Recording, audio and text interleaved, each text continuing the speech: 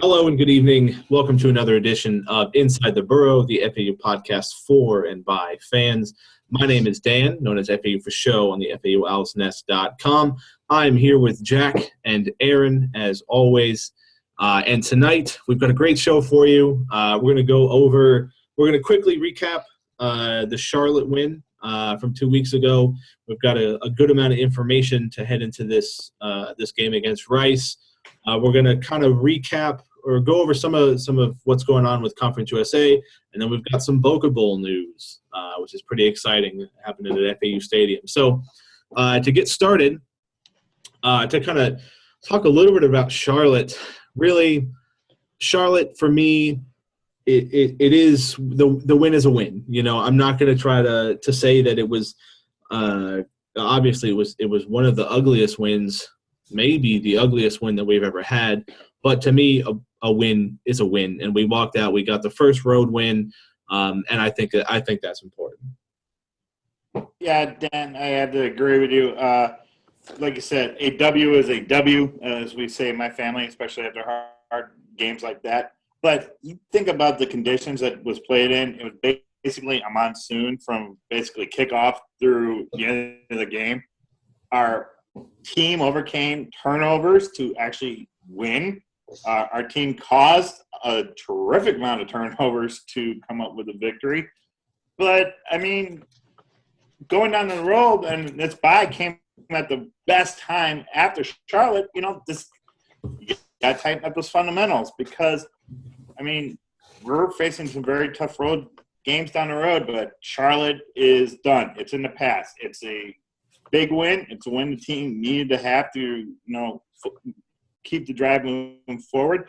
It's definitely one of those building blocks that need to move on. So, well, I think basically what you said. It's a win is the past. A win is in the past. I'm not going to make it for anything more than it was. We were playing with an injured quarterback. It was terrible conditions. We were lucky to walk out there with a win. We got the win. Let's move on. So that's all I have to say about that. So to kind of get into Rice, it's nice to after having the bye week, and we had Coach on last week. Nice to be able to look at an opponent and kind of start talking about that again. Rice is 2-3, so they have their 2 wins. I think one was against North Texas. I can't remember what the other one was. I think it was over. Yeah, they beat Wagner pretty soundly to open up the season, and they beat North Texas to open up the conference schedule pretty soundly. But now we can see North Texas isn't having the best year over there in Denton. So no, they're not. Yeah, so they're 2-3, 1-1 in the conference. They lost to Western Kentucky last. They lost to Western. Sorry. They lost to Western pretty good. I think they only scored 10. I don't remember. It wasn't a game. By the first quarter, you already know who was going to win that one. Yeah, 49-10. So there's a couple things. We'll kind of dig into those a little bit. Rice has their fifth-year starting quarterback, but he was benched against Western Kentucky. So where's his confidence level going to be? We are looking at the numbers when I was doing some of the research here. You could see we are a lot alike in a lot of ways. I think what's really set us apart is our secondary. Our secondary, we've got some advantages there where we have 9 interceptions to their 2. Yeah, I think they have one good. I can't remember his name, but Charlie mentioned in the press conference they've got a pretty good defensive back. So as far as where we are, when I talk about the numbers, I'm looking at here. Rice gives up about 183 yards a game on the ground. We're about 179 on the ground. Passing, I didn't look at the passing numbers, but they pass about 227 yards a game is what they're averaging on offense, and we average about 239 a game. So there definitely are some comparisons and everything. Yeah, I have to agree, but like you were saying, Dan, I mean, they're giving up a lot more sacks than we are during the course of the season. So our defensive line, with its depth and with its experience, should be able to dominate offensive line and maybe force some errant throws or force a few fumbles that we can actually pounce on, like we've been able to beforehand. But again, on the same side, our running backs haven't shown they've been able to control the ball either. So, I mean, you gotta, this bye week, hopefully they focus on the fundamentals, and you gotta limit the turnovers coming into versus Rice. I'm going to piggyback on you guys with the defensive line. I think we can really have an opportunity to dominate there. I think Shalom got a little banged up at the Charlotte game. Can you guys correct me if I'm wrong? I'm pretty sure I saw him a little bit banged up. Yeah, okay then. So, yeah. And then I saw him in the library Monday. I mean, he was just fine. You know, we chatted for a bit. He seems to be doing really well. The defensive back, I believe you were talking about, Dan, is Zach Espinoza. He has 2 picks so far this season, and that's really the only interceptions Rice has. Charlie Partridge did mention him. He is very athletic. He is definitely a threat that we're going to have to look out for. You mentioned their senior quarterback, Dreyfus Jackson. He's solid, but like you mentioned, he struggled. Where's his confidence going to be, especially with Tyler Stelling on the come-up? He did fairly well against Western. Coach Partridge mentioned it again, as we said before. Marched down the field quickly against Western Kentucky's defense and converted a fairly long drive for a score. So maybe if Jackson continues to struggle, who knows? Maybe they're going to pull the plug. Yeah. That being said, expect him to throw the ball to Dennis Parks, who is a beast. He only has 3 touchdowns. Don't let that fool you. He's only played 4 games, and he more than doubles the yardage of everyone else on the team. Yards gained. So let's put Cravon on him. Cravon, I have all the faith in the world, even though I have a lot of respect for Parks. I really expect Cravon to just shut him down. And then you're gonna have to worry about their running game. They have a running backs by committee.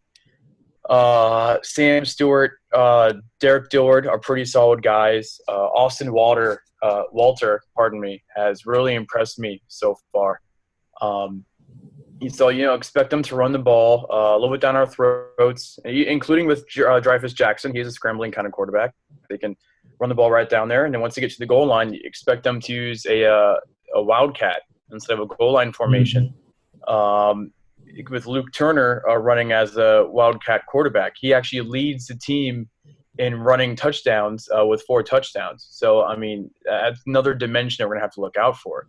Yeah, Charlie said in the press conference, that guy, and I'm curious to see how that works out, but he's apparently the long snapper, but he does things out of the wildcat. He does things, running out of the back and catching passes. So it'll definitely. I'm interested to see like what his dynamic is. So he's got to be pretty athletic. Yeah. Turner's even. Sorry for interrupting. Turner's even thrown a few times too. So I mean. Yeah, so you got to respect them. You really have no idea what's coming in that situation when you see Turner, open up the wildcat.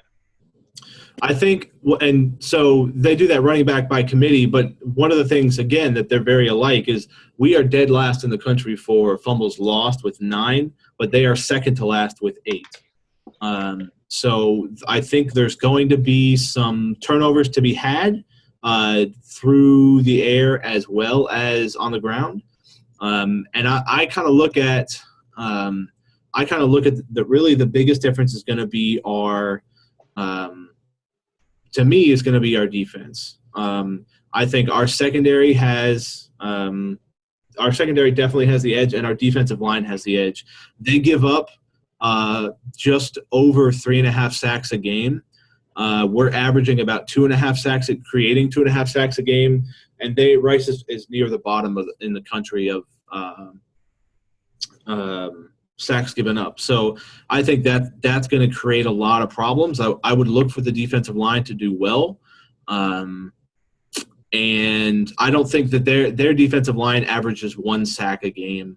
They're not going to be putting pressure. They shouldn't be putting pressure. We give up about almost 3 sacks a game recently, but I don't think our defensive and offensive lines should probably, I think, dominate this game.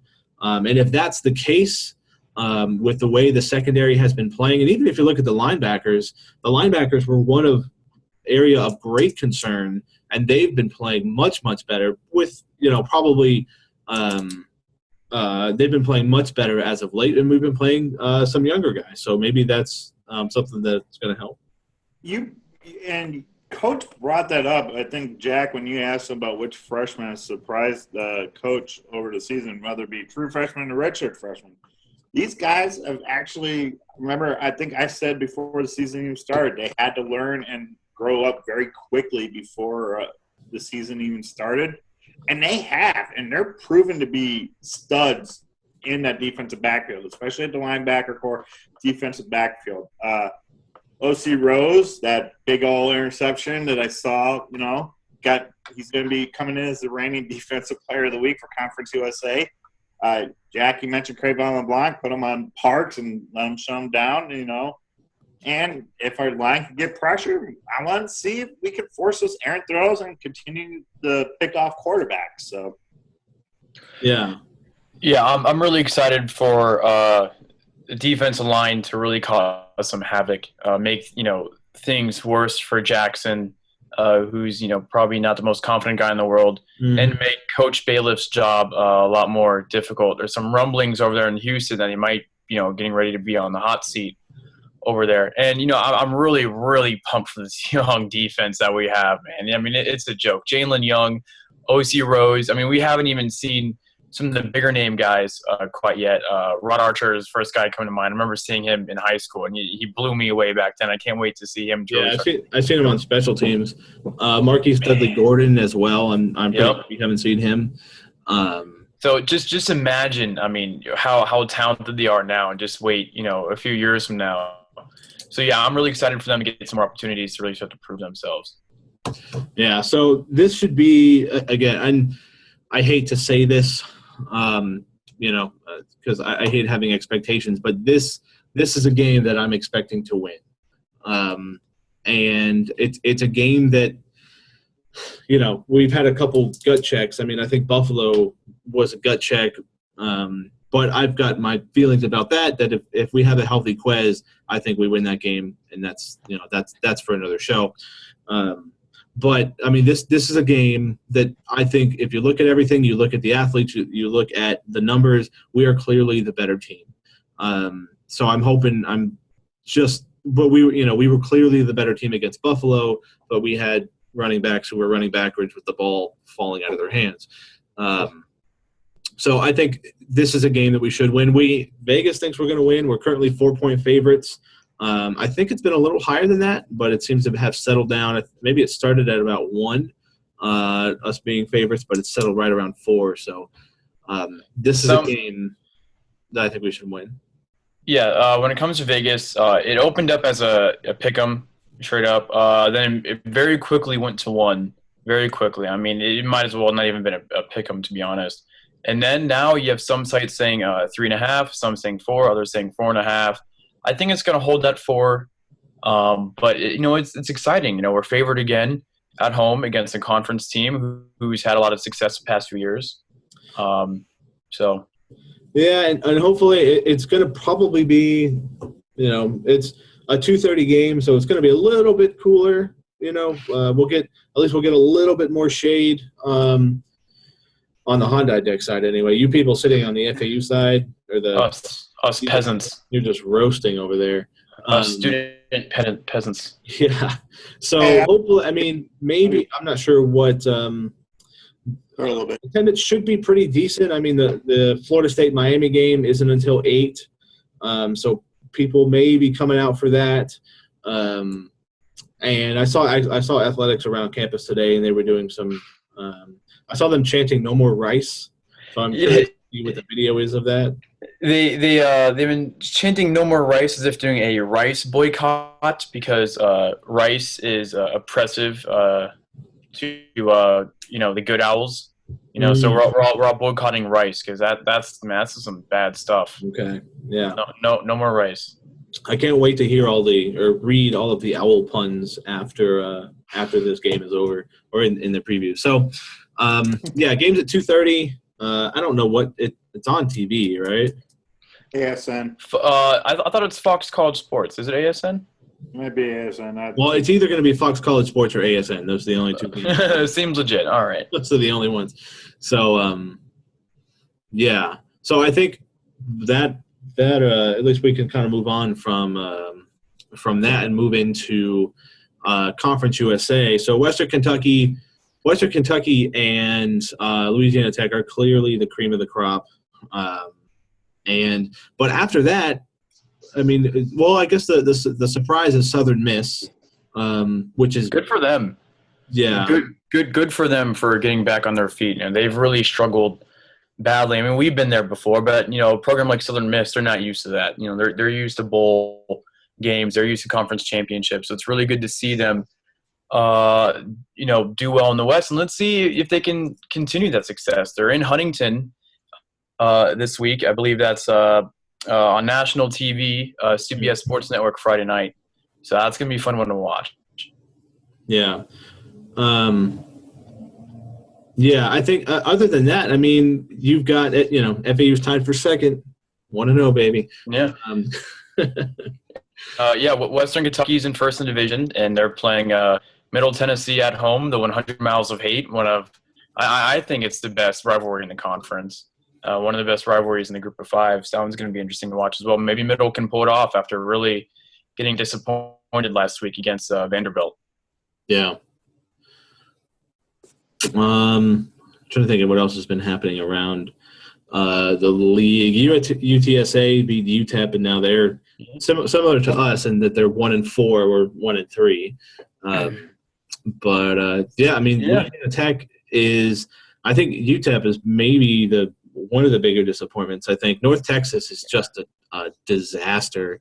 I was reading an article today from Underdog Dynasty, which a lot of people follow them, and it was an open letter to North Texas, and it said, "You're going to go 0-12. Just accept it." That was basically. It was like, man, we've had some problems with us, but it's they're underdogs to FCS Portland State at home. Yeah. Up there in Denton. That's bad. A game to watch, though, is UTSA, Louisiana Tech. They're both coming off huge rivalry wins. That one's at UTSA. Let's see if UTSA is legit. They've played Arizona well. They played Colorado State really well. I was really low on them going into the season. I thought they're going to be last in the West, and I'm kind of hoping they prove me wrong. It's really exciting to see one of the newer programs like UTSA, be consistent over there. They had a couple good years over there, and see if they can stay on their feet. Yeah. Against Louisiana Tech, it's going to be tough, but at home, you never know. Yeah. So I think again, there's those two or three teams that are kind of cream of the crop, and we'll see before we go do any type of prognosticating about the rest of the season for FAU in Conference USA. Excuse me. We'll see how things turn out this week. So yeah. And finally, we got some Boca Bowl news. There's finally a name for the Boca Raton Bowl. Is it the Marmot? Marmot? I didn't read anything about it. I just saw it on Twitter really quickly. Like Marmot at outdoor athletic apparel or something like that. It's have our token northerner tell us about the winter clothing place. Come on, Aaron, help us out here. Please, I'm a transplant Floridian. They are a company based out of California. They're geared more towards believe it or not, California does get snow in the Sierra Nevada, Sierra Madre, or whatever mountains they are, since it's been so many years since I've been out in California. But they are geared towards winter clothing lines, jackets, hats, scarves, so forth. But they do sell summer clothing. They do outdoor sporting apparel, tents, and all that. But they're geared up towards the the winter side of it.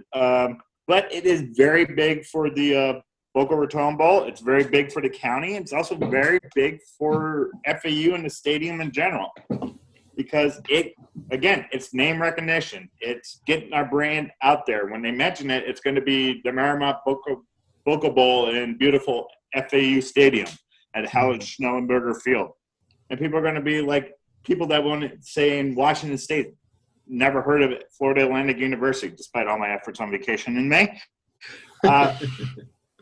Wearing my FAU gear. They're going to be like, where's Florida? We know it's in Florida. What is this? And they're going to be looking it up. I mean, especially those MAC teams who are going to be coming to the Boca Bowl, Marymount Boca Bowl, in the freezing winter that they have up there and seeing the beautiful palm trees. So, good for the Boca Bowl, good for the county and the city that they have a title sponsor. Applause all around for everyone. Now let's get a sponsor for that stadium, guys. Let's work on that.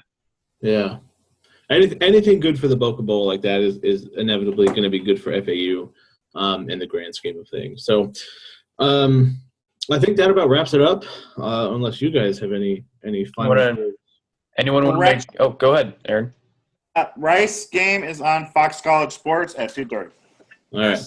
Awesome. Anyone want to make any predictions while we're at it? For the Rice game? Yeah, let's do it. Sure. I normally don't, but let's just dive on in. Yeah, they always go badly. I'll let's see. I think there's going to be – I think we're going to hold on. All right. We'll give Dan's keys to the game. If we have a running back, I don't care who the running back is. A running back could be an offensive lineman. As long as there's somebody that's going to run forward and hold on to the ball, we're going to win the game. I think, and especially if we have a healthy Quez, which I think with this 2-week layoff, the bye week couldn't have come at a better time. With a healthy Quez, I say score is going to be 38 to 17. That's my prediction. No predictions from USMC Tired Owl here. They went too badly for me last year. Man. I really like our D-line or our DBs this week. If we're able to hold on to the ball, I think we'll be able to do some things. Two of their top 3 leading tacklers are safeties, freshman safeties. I'm curious if that's, because they played Baylor, one of the most high-octane, pass-heavy offenses in the nation, or it's because their linebackers are struggling. They have a decent linebacker in Alex Lyons. I'm really excited to see him. So with that, I'm going to say it shall be 31-26, the Burrowing Owls, the good one. The good guys. Yeah. Damn right. 31-26. So 30. Well, all right, we'll come back to this. 31-26 and 38-17. Was that mine? That was mine. 38-17. Yeah. So, I think that about wraps it up. As always, if you have questions, check us out on Twitter at Inside the Burrow. Feel free to send us an email what's our email address? InsideTheBurrow1961@gmail.com. And, if you have any suggestions, comments about the show, please feel free to reach out. We definitely like all feedback and appreciate everybody that's been with us so far. So for Aaron and Jack, I'm Dan, FAU for show. We'll see you next time, and go Owls. Owls. Go Owls.